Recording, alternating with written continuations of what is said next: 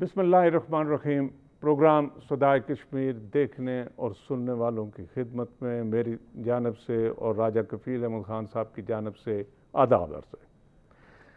ناظرین، ہمارا یہ پروگرام بالخصوص کشمیر کے حوالے سے ہوتا ہے، اور کشمیر کے حوالے سے بھی اس لیے کہ ہمارا اس پروگرام میں کوئی مالی منفعت نہیں ہے یا کوئی مالی لالچ کو لے کر تو ہم یہ پروگرام ہفتہ وار نہیں کرتے، بلکہ کشمیریوں کے مسائل اور کشمیریوں کی مصیبت کو دیکھتے ہوئے ہم یہ چاہتے ہیں کہ ہمارا یہ میسیج اگر پوری دنیا میں ہمارے کشمیریوں کے پاس چلے جائے، سویلائز سوسائٹیز کے پاس چلا جائے اور کشمیری سن سکیں، اور اس پروگرام کے توسط سے ہندوستان کے کوئی ایک جو ان کی انٹیلیجنسیا ہے یا سول سوسائٹی ہے ان کے ہاں تک ہمارا یہ پروگرام، ہمارا میسیج پہنچ جائے تو میں یہ سمجھوں گا کہ ہماری ایک سکسیس سٹوری ہوگی۔ اور اسی طرح سے ہمارے آزاد کشمیر کے لوگ بھی یہ پیغام سن کر تو کشمیریوں سے جو اظہار یکجہتی یا ان کی تکلیفوں میں جو اپنی آواز بلند کرتے ہیں، تو یہ بھی ہمارا ایک کامیابی ہوگی، اور اسی کامیابی کو، اسی جذبے کو لے کر ہم عرصہ 6 سال سے یہ پروگرام کر رہے ہیں، اور مجھے یقین ہے کہ آپ اس پروگرام کے ساتھ جڑے رہیں گے اور اپنی آراء سے بھی ہمیں آگاہ کریں گے کہ کیا اس پروگرام سے آپ کوئی مستفید ہو رہے ہیں یا نہیں، اور اس پروگرام کو مزید کس طرح سے بہتر کیا جا سکتا ہے۔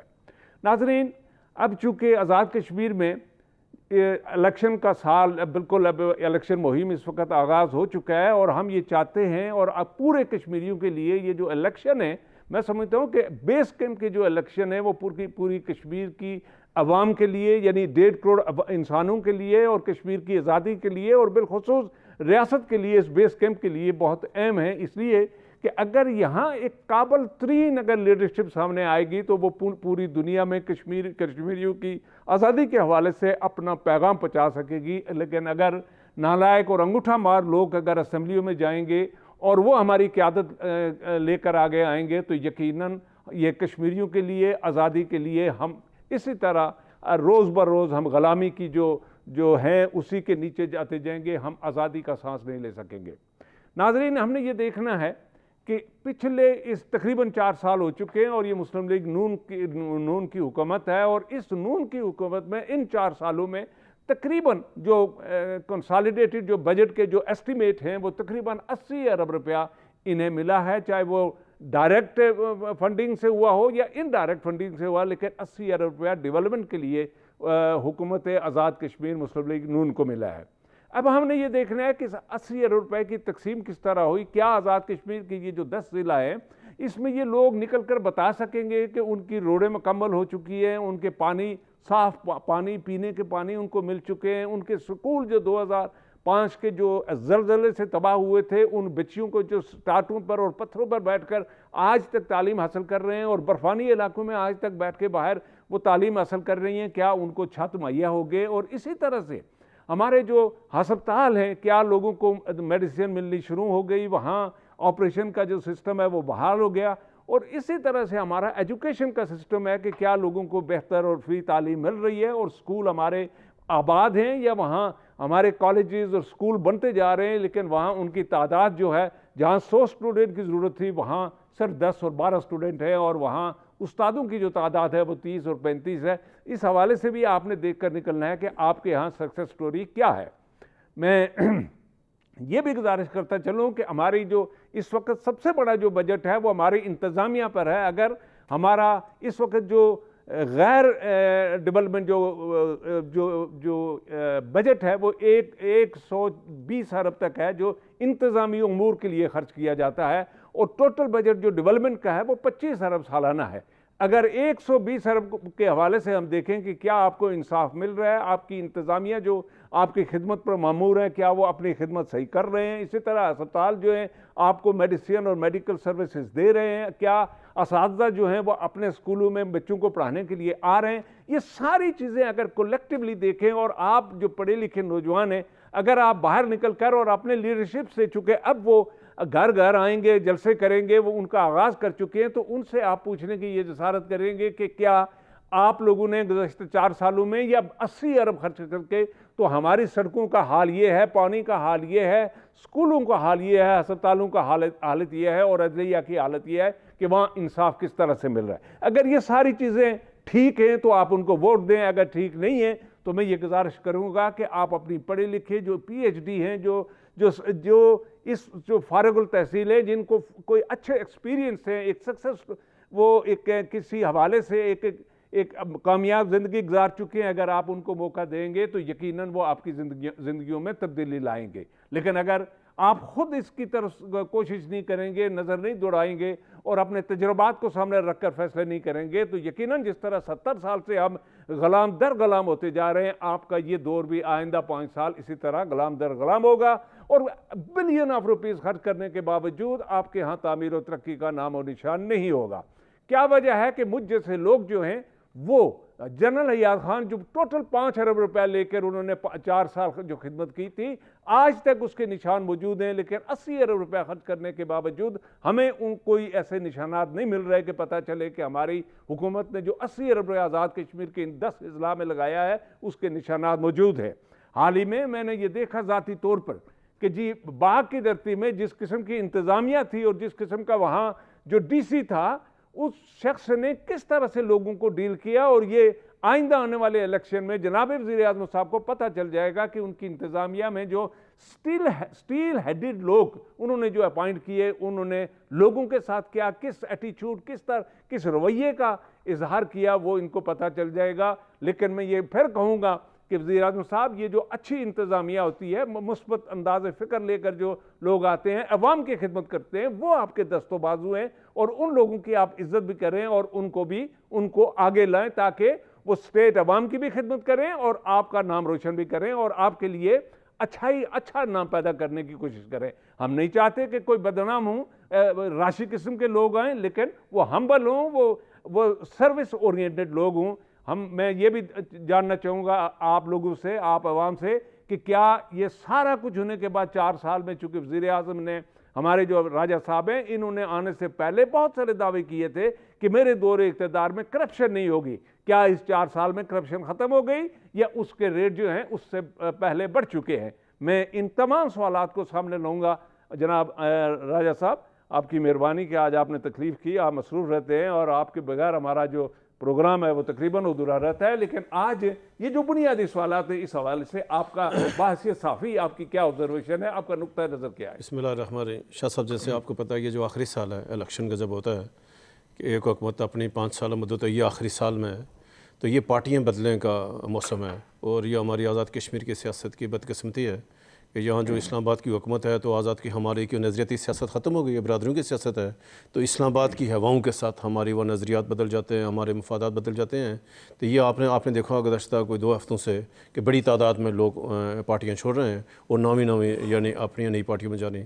جس بات کی طرف آپ نے اشارہ کیا وہ غور طلب ہے ہمارے لوگوں کے لیے کہ موجودہ حکومت نے ان 4 سالوں میں تو تقریباً 80 ارب کے قریب جو ترقیاتی بجٹ جو استعمال کیا، دعوے کیے ہیں، تو کیا وہ لگ سکا ہے؟ اس کے ساتھ جو وزیر اعظم انفراسٹرکچر پروگرام کے نام سے جو اربوں روپے جاری ہوئے ہیں، جو مسلم لیگ نون کے کارکنوں میں تقسیم کیے گئے، تو وہ ہم تو یہ کہیں گے کہ لوکل گورنمنٹ کے ذریعے سے وہ لسٹیں اخبارات میں شائع کی جائیں تاکہ عوام کو آگاہ ہو کہ ان کے جو محلہ تھا، گاؤں میں یہ اسکیم آئی ہے، کیا وہ اسکیم لگی ہے یا وہ سارے کے سارے پیسے مسلم ان کے کارکن کہاں گئے ہیں۔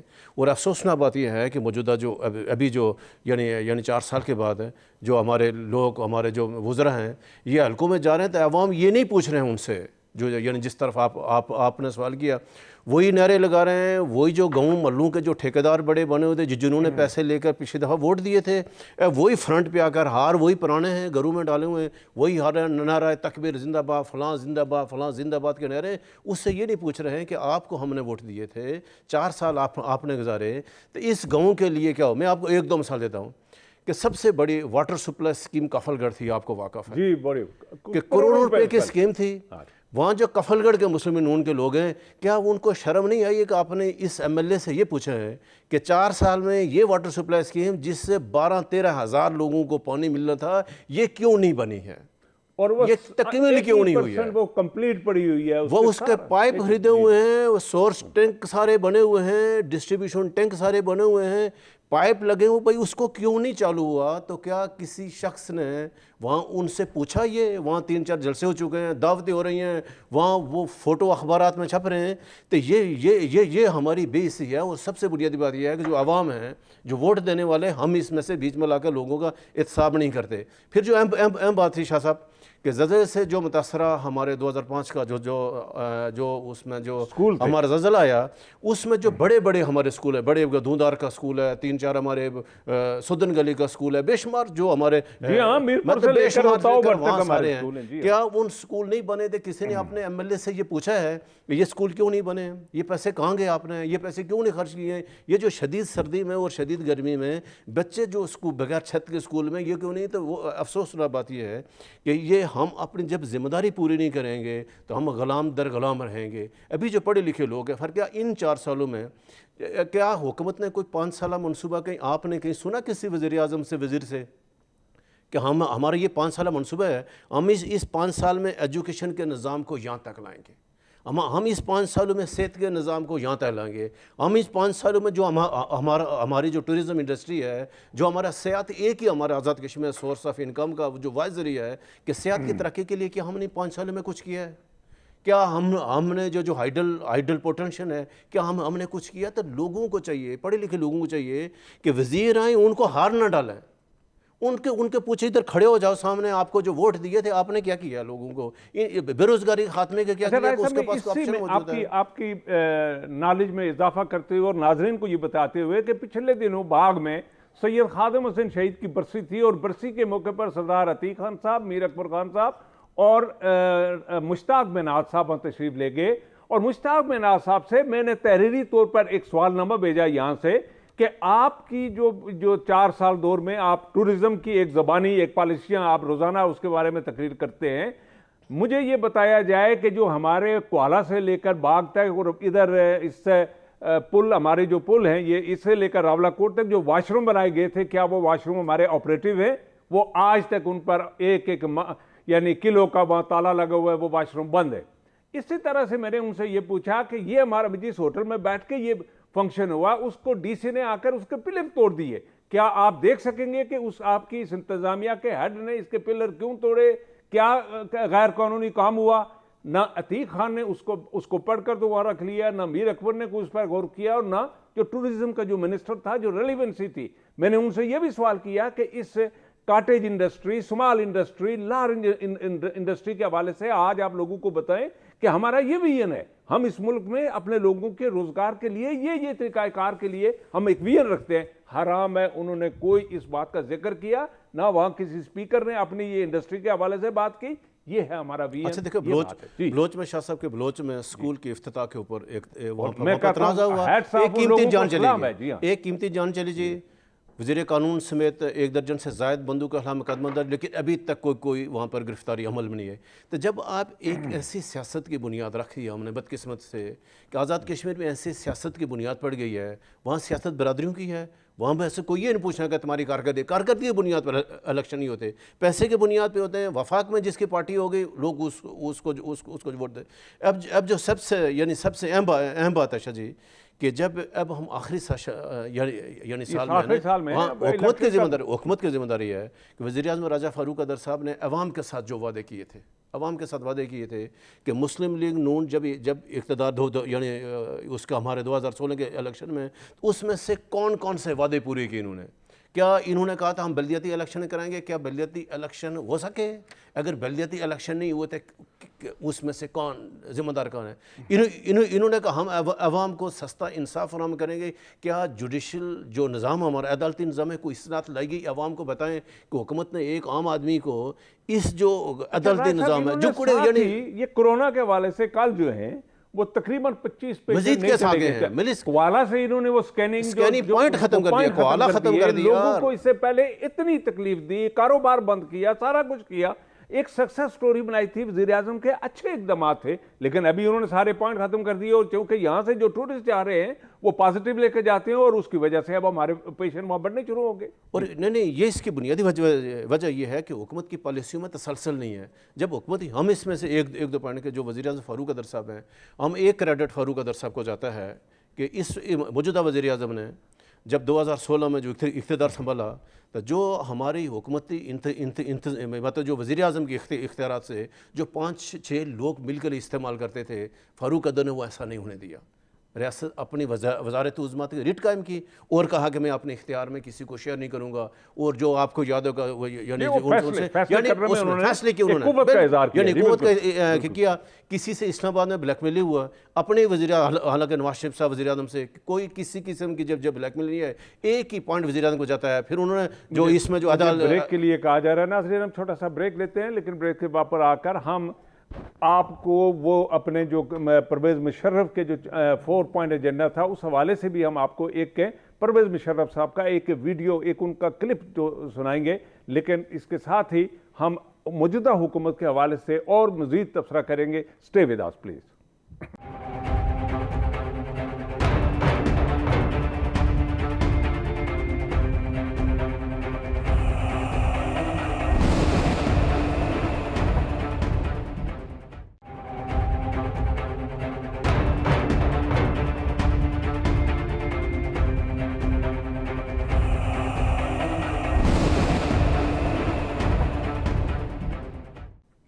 ویلکم بیک ناظرین. جی رائے صاحب، یہ تو بات ٹھیک ہے کرونا کے حوالے سے، لیکن ناظرین آپ کو یہ علم ہونا چاہیے کہ لوگ اب ہم نے یہ دیکھا یہاں پاکستان میں اور اسکول کھلنے جا رہے ہیں. ہمارے بچے وہاں چھوٹے چھوٹے معصوم بچے اب اسکولوں میں جائیں گے.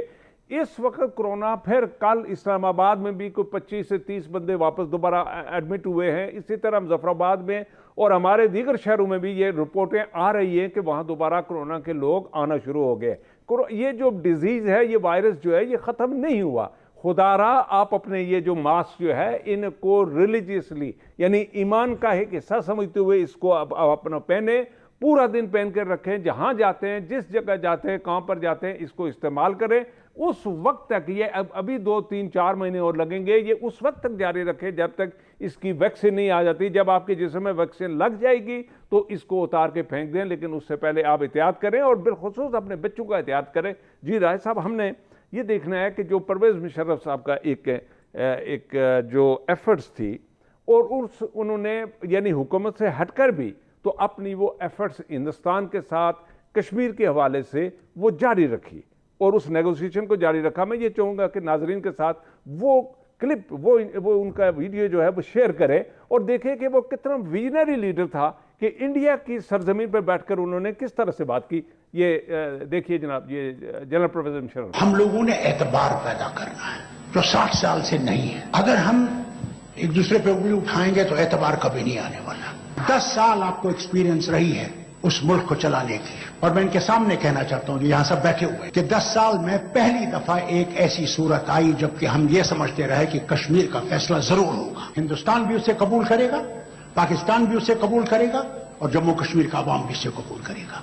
A weak, a troubled Pakistan, a Pakistan where one doesn't know who is governing, is a threat to peace for you as well as to us. A strong, economically strong, politically strong Pakistan is what we want. Our western border and your eastern border is with us. And that can be made a border of peace. It's a question of what I can do. Yes, indeed. I'm grateful to you for thinking that I need to, I don't know what to, well, I certainly would like to contribute towards peace.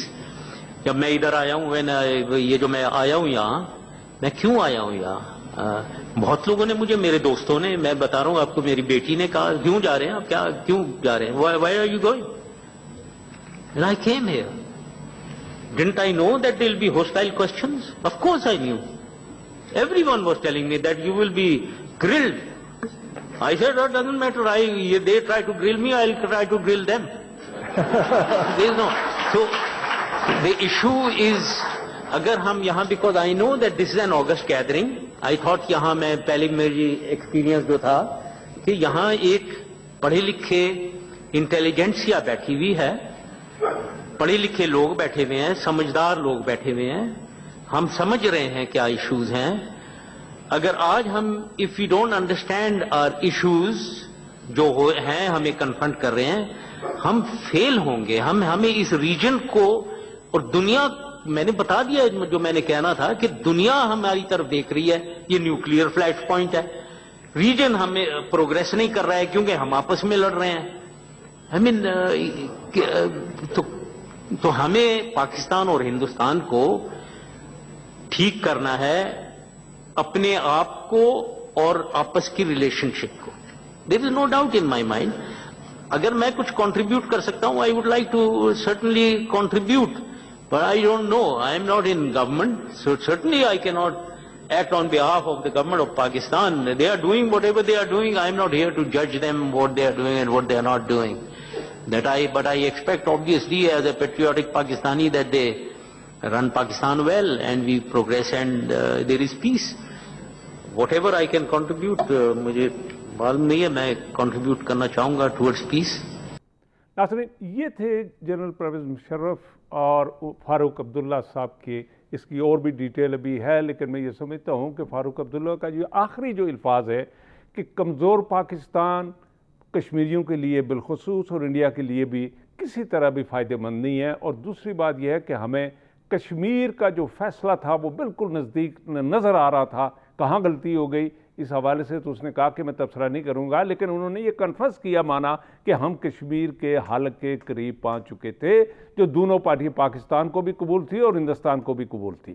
ہم نے یہ دیکھنا ہے اب اسی دور میں, اسی دور کو سامنے رکھتے ہوئے کیا وجہ ہے کہ ہماری موجودہ انٹیلیجنسیا یا بیک ڈور جو ڈپلومیسی تھی وہ اب بالکل خاموش ہو چکے ہیں, اور کشمیریوں کی اس وقت جو ہر روز 5 سے 10 لاشیں جو گر رہی ہے, کیا پاکستان یا ہندوستان یہ دیکھ کر خوش ہو رہے ہیں کہ وہاں کشمیریوں کی نسل کشی ہو جائے, وہاں لوگ ختم ہو جائیں, تو پھر اس ویران زمین کو ہندوستان یا پاکستان کیا کرے گا؟ میری گزارش ہوگی اپنی انٹیلیجنسیا سے, حکومت پاکستان سے, بیک ڈور ڈپلومیسی کے جو وہ آرکیٹیکٹ تھے ان سے, کہ وہ دوبارہ متحرک ہوں اور وہ انڈیا کو کسی طرح سے اس نیگوسیشن ٹیبل پر لائیں. اگر وہ نیگوسیشن پر نہیں آتا تو ہماری جو آرمی ہے جو اس وقت اس بات کے ذمہ دار ہیں کہ وہ کشمیریوں کو آزادی لے کر دے, یہ کمٹمنٹ ہے پاکستان کی, اور کشمیری 70 سال سے پاکستان کی طرف دیکھ رہے ہیں, اب وہ جانیں دے رہے ہیں, اور ان کی جانوں کے بدلے میں انہیں کشمیر ملنا چاہیے. اس پر کوئی دوسری رائے یا کوئی کمپرومائز نہیں ہو سکتا.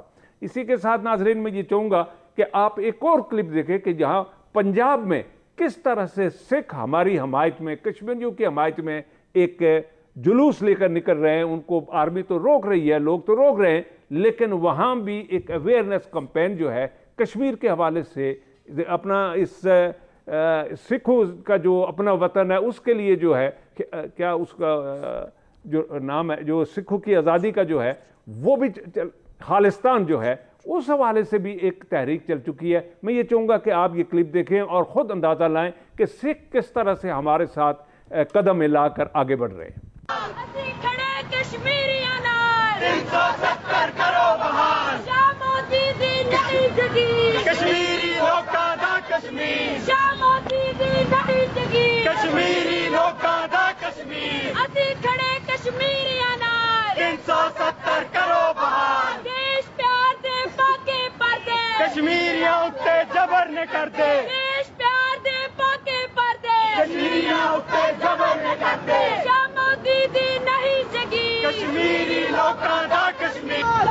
ناظرین, یہ تھے ہمارے پنجاب کے ساتھ, پنجاب کے لوگ جو کشمیریوں کے ساتھ اظہار یکجہتی کر رہے تھے.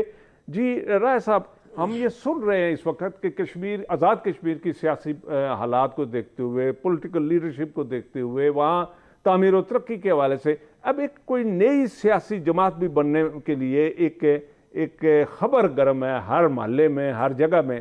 تو وہ کون لوگ ہیں, کس طرح, کہاں سے یہ چیز شروع ہوگی, کون لوگ ہیں جو ایمرج ہو رہے ہیں, سیاست میں آ رہے ہیں؟ بالکل, ایک تو یہ بات آج کل سوشل میڈیا پہ ہے, کوئی نئی جماعت بننے جا رہی ہے, تو اس وقت تک آپ یہ امکان نہیں ہو سکتا, یہ جماعت نہیں بن سکتی جب تک جو اسلام آباد میں ذمہ دار ادارے ہیں وہ عمران خان صاحب کے اوپر اگر عدم اعتماد کرتے ہیں. اگر وزیر اعظم عمران خان اسلام آباد سے ہٹ جاتے ہیں آزاد کشمیر کے الیکشن سے پہلے, تو آپ یہ امکانات ہو سکتے ہیں بیچ میں. جب تک اگر عمران خان صاحب موجود ہیں تو پی ٹی آئی کی موجودگی میں کوئی جماعت ایسی قائم ہو سکتی ہے یعنی ایسا نہیں ہو سکتا. تو یہ وہ عناصر ہیں کہ جو یعنی جن کو اپنا کو مستقبل ان کو یعنی کو حالات ٹھیک نہیں لگ رہے ہیں, اس طرح خبریں بالکل نہیں. میں اب آتا ہوں جو آپ نے بات کی تھی مسئلہ کشمیر پہ, کہ 5 اگست کے بھارت نے جو اقدام اٹھایا اس کو اب 1 سال سے زیادہ عرصہ ہو گیا ہے. ابھی اقوام متحدہ کے جنرل اسمبلی کی اجلاس ہو رہا ہے, وزیر اعظم عمران خان 21 ستمبر کو دوبارہ جا رہے ہیں. تو یہ جو 5 اگست کا جو اقدام ہوا اس کے بعد یہ اقدام جب بھارت نے اٹھایا تو اس سے جو پہلے اپارچونٹی تھی جس میں پرویز مشرف کے دور میں, اس سے پہلے نواز شریف کے دور میں, اس سے پہلے بے نظیر بھٹو کے دور میں, کہ ہم پاکستان نے تاریخ کے بہترین موقعوں کو ضائع کیا مسئلہ کشمیر کو حل کرانے کے لیے. جب ہم نے ان سے نہیں فائدہ اٹھایا, ہماری اسٹیبلشمنٹ نے فائدہ نہیں اٹھایا, ہم نے جرأت مندانہ قدم نہیں اٹھایا, پرویز مشرف نے جو 4 نکاتی فارمولہ کیا تھا, آج اگر وہ سارے لوگ بیٹھے جو اس وقت اس کی مخالفت کر رہے تھے, تو آج کیا وہ آج آپ اس کو جواب دے سکتے ہیں اس کو؟ ابھی جو مودی نے کیا ہے, یہ مودی تو ابھی جا کے کیا ہے نا. تو آپ یہ 2006, 7, 8, 9 میں یہ حل کر سکتے تھے, مسئلہ کیوں نہیں حل ہونے دیا؟ جی بالکل. وہ ادارے جو ذمہ دار لوگ تھے کیوں نہیں حل دیا؟ پرویز مشرف نے کہا تھا کہ یہ جو ہماری LOC ہے اس کو غیر فعال قرار دیں. جی بالکل. کشمیریوں کو آنے جانے دیں. اس کا پھر تھا کہ سیلف رول ہو, کہ جتنی جو ہماری کشمیر کی حکومت, علاقائی حکومت ہے, مظفر آباد میں ہے, گلگیت میں ہے, سری نگر میں ہے, اس نے کہا ان کو خود مختاری دے دی جائے, اور ان کو اوپر ایک مشترکہ حکومت کو سینٹ ٹائپ پہ ان کو. پھر اس سے سب سے اہم بات کہ فوجی انخلا, کہ پاکستان اور ہندوستان فوجیں نکالے, اپنی فوجیں وڈرا کر لیں, شہری علاقوں سے نکالے, اور صرف کنٹرول لائن پر. پھر اس کا جوائنٹ اس کا کنٹرول تھا کہ دونوں ملک مل کے سرحد پہ کنٹرول یقینی بنائیں لوگوں کی آزادانہ. اس سے بہتر کوئی آپشن ہو سکتا تھا؟ کوئی نہیں ہو سکتا تھا. ابھی کیا ہندوستان وہ مانے گا؟ ہم اگر جو ساری عمران خان صاحب ہے پوری دنیا کو ساتھ ملا کر, اقوام متحدہ, یورپ یونین, اسلامی ملک ہمارے ساتھ مل کر, ہم اس حالات کو, اس سازگار ماحول کو, پرویز مشرف کے سازگار ماحول کو اب ہم دوبارہ پیدا نہیں کر سکتے. ابھی یہ 5 اگست کے بعد جو حکومت پاکستان کی اقدام کرنا تھا, پہلے ہم نے آدھا گھنٹہ کہ ہم نے احتجاج کیا, جمعہ احتجاج ہوا, کہاں گیا وہ؟ پھر ہم نے کہا کہ ہم بھرپور سفارتی مہم چلائیں گے, نہیں ہوا. آپ نے 2 ریاستوں کا انجام دیکھا, جوناگڑھ جو تھا ہندوستان کے ساتھ, جس نے پاکستان کے ساتھ ہلا کیا تھا, تو ہندوستان نے اس ریاست کے ٹکڑے کر کے رکھے. ابھی جوناگڑھ ریاست وجود میں نہیں ہے. حیدرآباد اس وقت 1997 سب سے امیر ترین ریاست تھی, تو ہندوستان کی اسٹیبلشمنٹ میں حیدرآباد کو ٹکڑے کر کے رکھ دیا.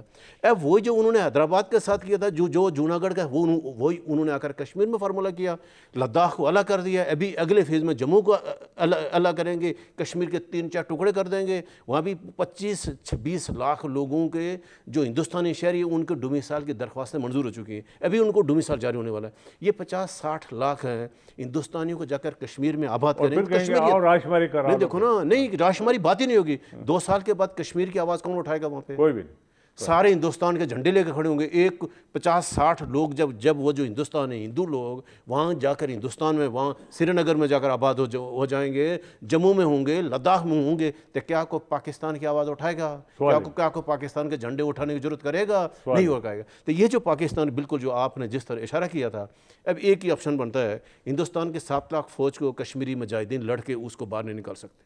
بالکل صحیح. نہ تو ہمارے پاس طالبان کی طرح کوئی ہمارے پاس طاقت ہے, یا کوئی القاعدہ کی یعنی ہمارے ساتھ کوئی اس طرح کو ہماری فورس بھی نہیں کھڑی. ایک ہی آپشن بچتا ہے کہ پاکستان اب جات کا اعلان کرے, عمران خان صاحب جات کا اعلان کریں, اور ہماری فوج وہاں داخل ہو. پھر عالمی برادری بیچ میں آئے گی, پھر جا کر کہیں صلح ہوئے گی, پھر جا کر کہیں کو آپشن آئے گا. اور یہ جو بیچ میں ابھی عمران خان صاحب پھر جا رہے ہیں, میں تو عمران خان صاحب کو اقوام متحدہ جنرل اسمبلی سے خطاب میں اعلان کرنا چاہیے تھا, اعلان کر رہا ہوں. اگر وہ جا کر ایک تو جانے سے پہلے کشمیری کو اعتماد میں لیں, حریت کانفرنس کو اعتماد میں لیں, اور ایک گائیڈ لائن لے کے جائیں. انہوں نے اپنی تقریر میں انہوں جا کر اعلان کر دیں. اگر اقوام متحدہ نے, اگر سلامتی کونسل نے, اگر عالمی برادری نے ہندوستان کو 5 اگست کا فیصلہ واپس کرنے کے لیے مجبور نہ کیا, وہاں سے جو کشمیریوں میں انسانی حقوق خلاف نہیں کیے, تو میں اتنے دنوں کے بعد ہم یہ فیصلہ کریں گے. تو پھر عالمی برادری بیچ میں پھر بھی آئے گے. ابھی تو ہندوستان آپ سے بات کرنے کے لیے تیار نہیں ہے. ہندوستان نے سب سے پہلے وہاں 7 لاکھ فوج لگائی ہوئے, ہندوستان نے وہاں خارجہ بھرپور مہم چلائی, پاکستان کو دنیا بھر میں بدنام کر دیا, اور یہاں تک اب سعودی عرب اور متحدہ عرب امارات ہماری بات سننے کے لیے تیار نہیں ہے. تو حالات سازگار نہیں ہیں. یہ ہمارا آج کا جو کنکلوژن ہے وہ یہی ہے کہ جب ہمارے عمران خان صاحب دوبارہ اقوام متحدہ میں جا رہے ہیں, اور ساتھ یہ بھی سازش کی جا رہی ہے, میں سمجھتا ہوں کہ ہماری حزب اختلاف اور جناب بلاول زرداری بھٹو صاحب بھی وہاں تشریف لے جا رہے ہیں، وہ 10-12 دن پہلے لے جا رہے ہیں. تو ہماری جو انٹرنل سیاست ہے، ہماری یہاں جو پک اینڈ چوز کی سیاست ہے، اگر وہ بھی وہاں جا کر وہ ایک دوسرے کو گالیوں کا اہتمام کریں گے اور اپنی ایک لابی لے کر تو وہاں عمران خان وزیر اعظم پاکستان کو بدنام کرنے کی کوشش کریں گے یا اس کے اثر و رسوخ کو ختم کرنے کی کوشش کریں گے، تو میں یہ سمجھتا ہوں کہ اجتماعی طور پر یہ پاکستانی قوم کے خلاف یہ اقدام ہوگا اور کشمیریوں کی آزادی کے خلاف ایک اقدام ہوگا. کشمیری اس پر مجبور ہوں گے کہ وہ پیپلز پارٹی کے خلاف وہ احتجاج کرے. اسی کے ساتھ میں جناب عمران خان وزیر اعظم پاکستان سے یہ گزارش کروں گا کہ وہ جانے سے پہلے آل پارٹی کانفرنس بلائیں اور بالخصوص کشمیری لیڈرشپ کو بلائیں اور حریت کانفرنس کے لیڈرشپ کو بلائیں، ان کے ساتھ ایک کنسنسس کے ساتھ ایک میٹنگ کریں اور وہاں ان سے ایک مینڈیٹ لے کر جائیں اور وہ جا کر اس مینڈیٹ کے مطابق وہ جا کر اقوام متحدہ میں تقریر کریں. اور یہ جس طرح کفیل صاحب نے فرمایا کہ وہ وہاں جا کر اعلان کریں، ٹائم ٹیبل کے ساتھ اعلان کریں کہ میں پچھلے سال بھی میں نے اپنی تقریر میں یہ پوری عالمین سے میں نے گزارش کی تھی کہ کشمیریوں کے ساتھ یہ ظلم ہو رہا ہے، یہ جو جب تک 370 اور 35 سے کوئی وڈرا نہیں کریں گے اور اس طرح سے ہندوستان کے لوگوں کو وہاں کشمیر میں لاکھوں کے حساب سے آباد کرنے کی جو تحریک چل پڑی ہے، وہاں لوگوں کو آباد کر رہے ہیں اور کشمیریوں کو وہاں سے آؤٹ کر رہے ہیں، ختم کر رہے ہیں. تو اس حوالے سے اگر یہی کچھ جاری رہا تو پاکستان جہاد پر مجبور ہو جائے گا اور میں اتنے مہینے یا اتنے عرصے کے بعد میں جہاد کا اعلان کر لوں گا. اس جہاد کے حوالے سے اس ضمن میں اگر پاکستان کو جتنی بڑی کوئی سزا ملتی ہے ہم اس سزا کے لیے تیار ہیں، لیکن بہرحال ہم کشمیریوں کو اکیلے نہیں چھوڑیں گے اور اس طرح سے ہندوستان کا یک طرفہ جو فیصلہ ہے وہ ہمیں قابل قبول نہیں ہوگا. آج ہمارا یہ وقت ختم ہوا، آئندہ ہفتے پھر انشاءاللہ آپ کے سامنے پیش ہوں گے. اس وقت تک کے لیے اپنا خیال رکھیے گا. خدا حافظ.